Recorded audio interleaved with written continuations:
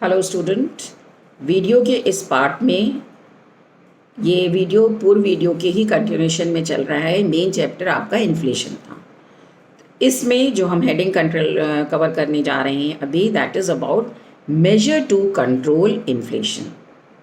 Major to control inflation. हमने अपने पूर्व पार्ट में इन्फ्लेशन से संबंधित समस्त तथ्यों को आपको एक्सप्लेन किया है।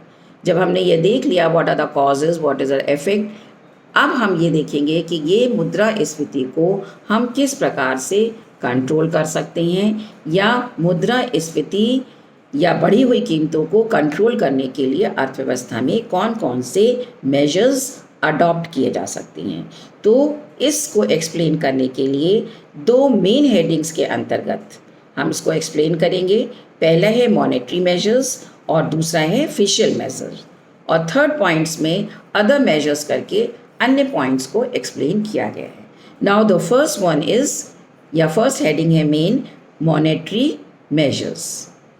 मॉनेटरी मेजर्स में देखिए, जो क्लासिकल इकोनॉमिस्ट हैं, they are of the view that inflation can be checked by controlling the supply of money. Classical economist का ये मानना है कि यदि हमें इन्फ्लेशन को कंट्रोल करना है तो हमें मुद्रा की मात्रा पे कंट्रोल लगाना होगा, क्योंकि इन्फ्लेशन का मुख्य कारक क्या है? अर्थव्यवस्था में मुद्रा की मात्रा में वृद्धि का होना। तो अब ये मुद्रा की मात्रा में कैसे कंट्रोल लगा सकते हैं, इसके संबंध में सबसे पहला पॉइंट या सब हेडिंग आता है कंट्रोल ओवर मनी। मुद्रा की मात्रा पर कंट्रोल करने के लिए ये सजेस्ट किया गया है कि that to check inflation government should impose strict restrictions on the issue of money by the central bank. Government को ये चाहिए कि इन्फ्लेशन को रोकने के लिए स्ट्रिक्ट रिस्ट्रिक्शंस ऐसे लगाए कि सेंट्रल बैंक जो है, जो सेंट्रल बैंक मनी को इशू करता है, वो फर्दर और इशू न करे, जिससे हमारी अर्थव्यवस्था में क्वांटिटी ऑफ मनी की मात्रा में और वृद्धि न हो। दूसरा पॉइंट, क्रेडिट कंट्रोल, साख पर नियंत्रण। ये कार्य भी सेंट्रल बैंक के द्वारा परस्यू किया जाता है। सेंट्रल बैंक की क्रेडिट कॉन्ट्रैक्शन पॉलिसी इस क्षेत्र में मददगार साबित होती है। इसके लिए सेंट्रल गवर्नमेंट जो है वो क्वांटिटेटिव मेजर्स और क्वालिटेटिव मेजर्स को एक शस्त्र की तरह प्रयोग कर सकती है या करती है, जिससे कि सप्लाई ऑफ मनी को कंट्री में या देश में कंट्रोल किया जा सके।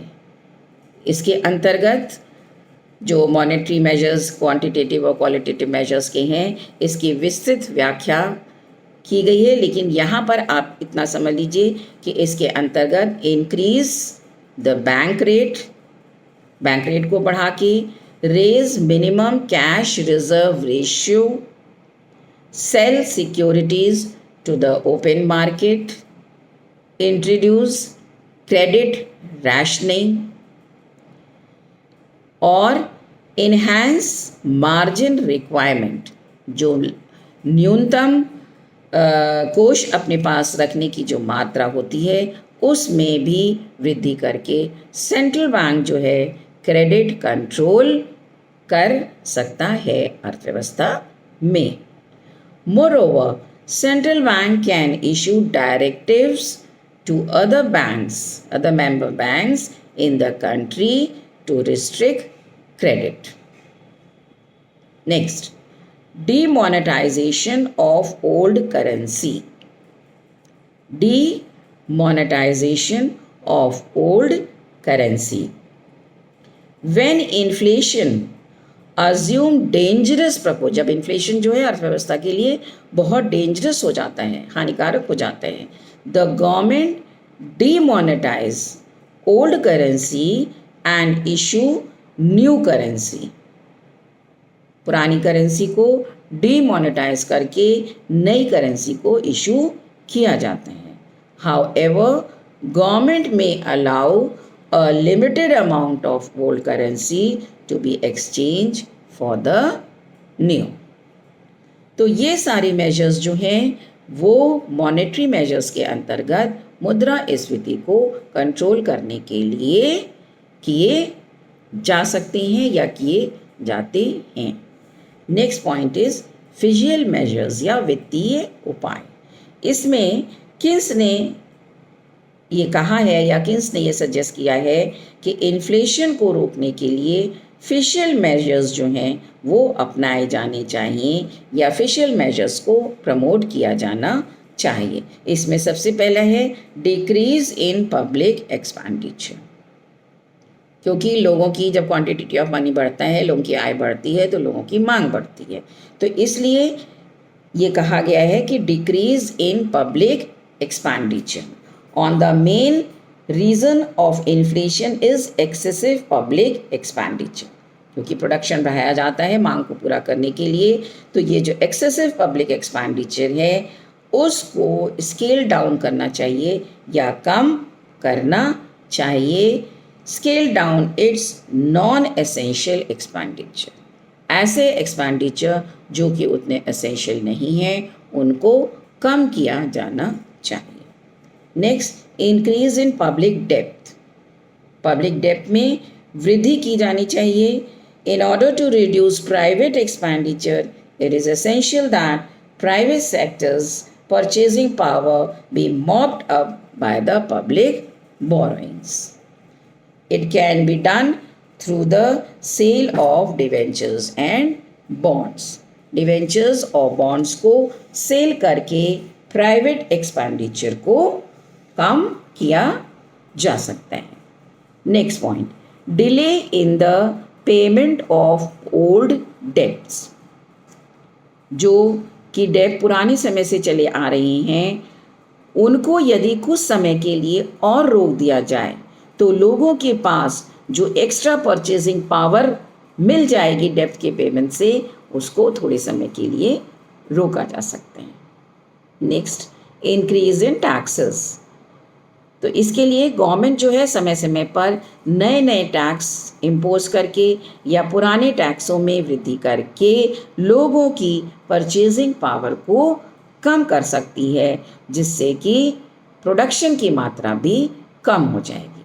जब लोगों की इनकम कम होगी तो लोगों की परचेजिंग पावर कम होगी. परचेजिंग पावर कम होगी तो लोगों की डिमांड कम होगी और इस कम डिमांड से फिर प्रोडक्शन या स्केल ऑफ प्रोडक्शन को भी कम किया जाएगा. Over valuation of money. Over valuation of money. It has been mentioned earlier that devaluation accounts for inflation. Devaluation जो है इन्फ्लेशन पर अपना प्रभाव डालता है.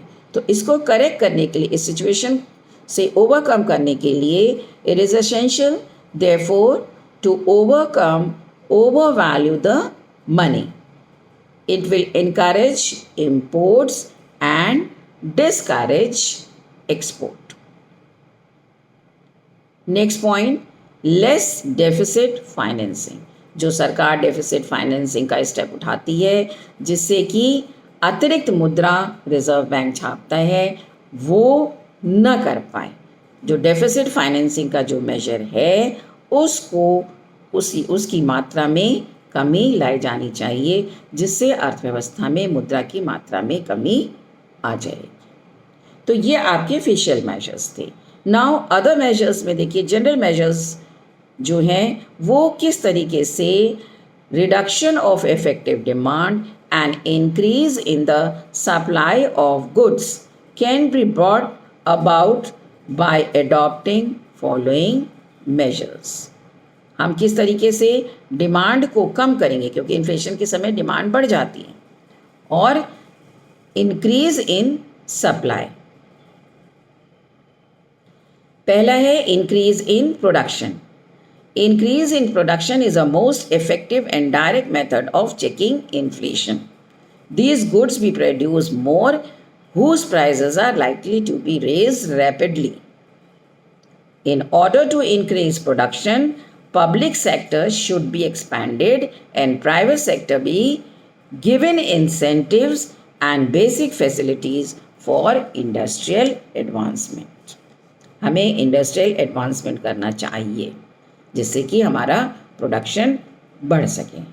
नेक्स्ट है प्रॉपर कमर्शियल पॉलिसी. जो हमारी कमर्शियल पॉलिसी है, in order to increase the supply of goods government should pursue proper commercial policy. जब कमर्शियल पॉलिसी प्रॉपर होगी, इफ़ेक्टिव होगी, तभी इंडस्ट्रीज जो हैं या प्रोड्यूसर्स जो हैं वो ज़्यादा से ज़्यादा प्रोडक्शन करने में तत्पर होंगे. फिर प्रॉपर इन्वेस्टमेंट पॉलिसी. जो सरकार इन्वेस्टमेंट पॉलिसीज़ बना रही है वो ऐसी होनी चाहिए जो प्रोड्यूसर्स के लिए गुड्स को प्रोडक्शन करने के लिए उनको एक्सेलरेट करे for short period. Less investment should be made in industries having long gestation period. Next, price control and rationing. Price control and rationing. Price control deters the industrialists from raising the price and their goods price. ये कहा जाता है कि यदि सरकार जो है कीमतों को निर्धारित कर दे तो जो हमारा समाज का जो पुअर वर्ग है, जिसकी की आय कम है, जिनको कि अपनी एसेंशियल कमोडिटीज़ या एसेंशियल कंजम्पशन के लिए भी जो अपना नहीं पूरा कर पाती हैं, उनको प्राइस कंट्रोल और राशनिंग के माध्यम से सरकार जो है कंज्यूमर गुड्स उन तक पहुंचा सकती है. और सरकार की जो फेयर प्राइस पॉलिसीज़ होती हैं उनके माध्यम से भी ऐसा किया जा सकता है. नेक्स्ट है इनकरेजमेंट टू सेविंग्स. लोगों को डिफरेंट पॉलिसीज़ के तहत सेविंग्स के लिए प्रमोट करना चाहिए. छोटी छोटी सेविंग्स के लिए, छोटी छोटी सेविंग्स स्कीम्स के लिए और इन्वेस्टमेंट के लिए प्रमोट करना चाहिए, सेविंग के लिए प्रमोट करना चाहिए. लोगों में अवेयरनेस डालनी चाहिए कि ये जो आज की आपकी वर्तमान की सेविंग है ये भविष्य में किस तरीके से आपका डेवलपमेंट करने में सहायक होगी. प्रॉपर वेज पॉलिसी सरकार को बनानी चाहिए. अगर सरकार मिनिमम वेज एक्ट वगैरह जो बनाए गए हैं वो इन्हीं के तहत बनाए गए हैं कि कम से कम श्रमिकों को मिनिमम वेज का एश्योरेंस तो इंडस्ट्रीज की तरफ से, प्रोड्यूसर्स की तरफ से, एंटरप्रेन्योर्स की तरफ से मिले, ताकि वो अपने जीवन की आवश्यक वस्तुओं को, आवश्यक कंजम्पशंस को पूरा कर सकें और समय समय पर उनको अदर इंसेंटिव्स या अलग अलग योजनाएं बना के सरकार उनके वेलफेयर के लिए सोच सकती है. तो इस तरीके से सरकार जो है एक वेलफेयर स्टेट या इन्फ्लेशन को कंट्रोल करके अपने डेवलपमेंट या अपने ग्रोथ की तरफ कदम बढ़ा सकती है. और इन्फ्लेशन जो हमारी अर्थव्यवस्था के लिए, जब हाइपर इन्फ्लेशन की स्टेज जो हमारी अर्थव्यवस्था के लिए बहुत प्रश्न चिन्ह लगाती है हमारी अर्थव्यवस्था पर या ग्रोथ पर, उस पर सरकार अपने इन मेजर्स के द्वारा कंट्रोल कर सकती है. तो यहाँ पे आपका ये एस्पेक्ट ख़त्म कर होता है कि how to control inflation. Inflation को हम किस तरीके से कंट्रोल कर सकते हैं. आई होप आपको हमारे लेक्चर्स जो हैं बहुत अच्छे से समझ में आ रहे होंगे. मेरा सदा ये प्रयास रहा है कि मेरे द्वारा जो भी आपको बताया जाए वो बहुत अच्छे से आपको समझ में आए. तो मैं आपसे बार बार फिर यही कहूँगी कि ये लेक्चर सुनने के बाद आप चैनल को जब सब्सक्राइब करेंगे तो इसके बाद के जो वीडियोज़ हैं वो ऑटोमेटिकली आप तक पहुँच जाएंगे और आप उनसे लाभ आपको अवश्य होगा. Thank you so much.